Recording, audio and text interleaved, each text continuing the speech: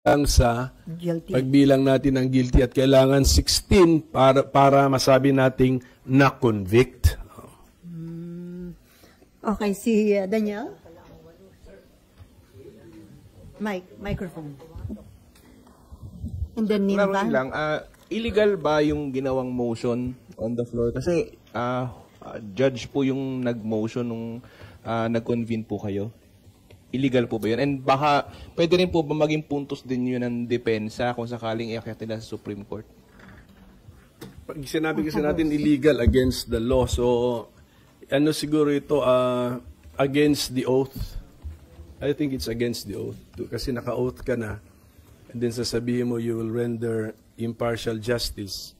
And yet, kinampihan mo na yung argumento ng isang partido. Pero, well, it has happened and then hindi naman pinagbotohan. Actually, inatras eh. Inatras naman ni Senator Bato. Pero hindi naman kayo nagkaroon ng impression na well-planned yung nangyari kasi parang gano'n ang naging impression ni Senator Risa Ontiveros. Well, if that is what you call a well-planned action, di ba, parang pinapa-withdraw yata kay Senator Bato, ayaw niyang i-withdraw eh. Tapos so I don't know if it might have been planned but it was not well planned. Okay. Okay, Jan. Sir, masasabi po bang na paboran yung defense sa naging action po ng Senate and on what way po na kung napaboran po sila doon sa buhat ng 18.5?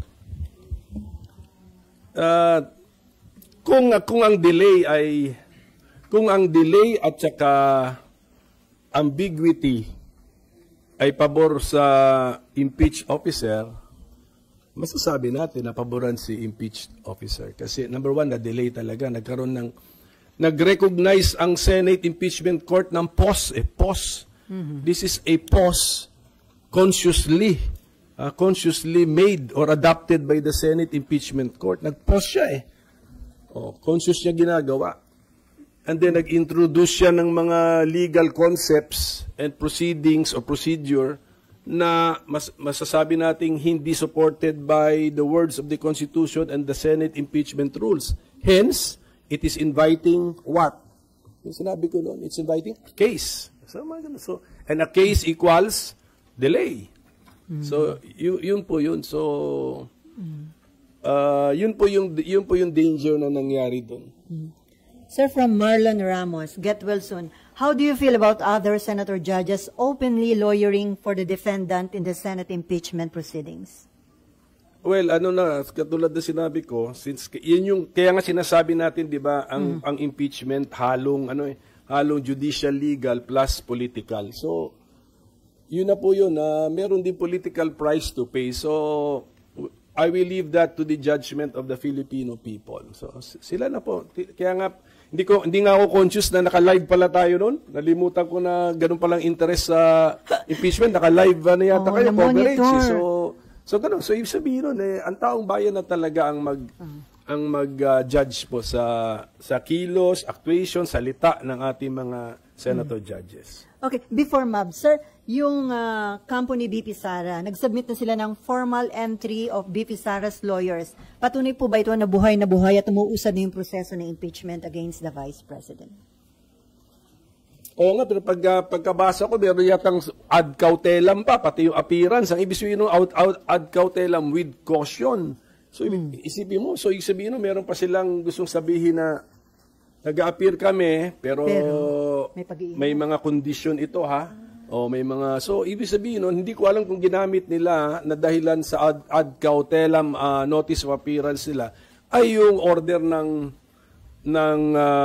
impeachment court noong June, June 10.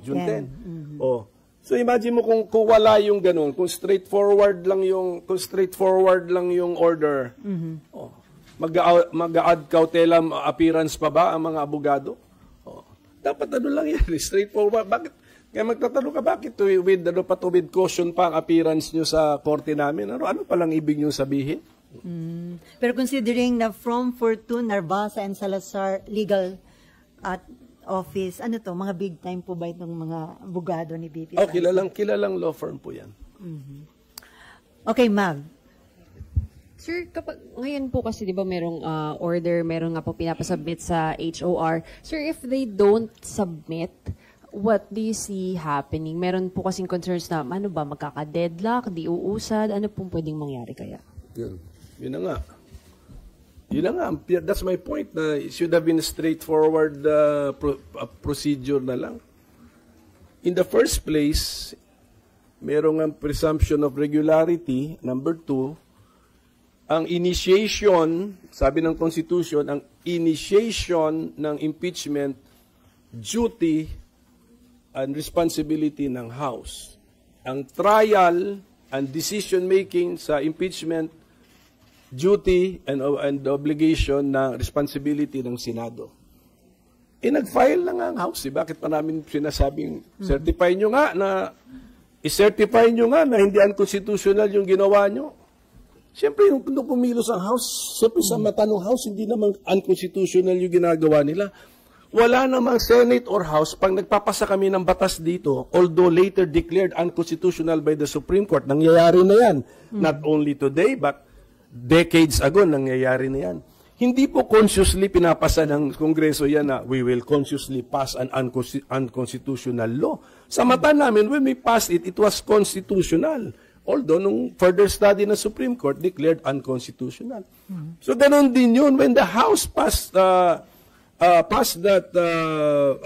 verified complaint, which became the articles of impeachment, sa mata nila, for sure, hindi unconstitutional yung ginagawa nila.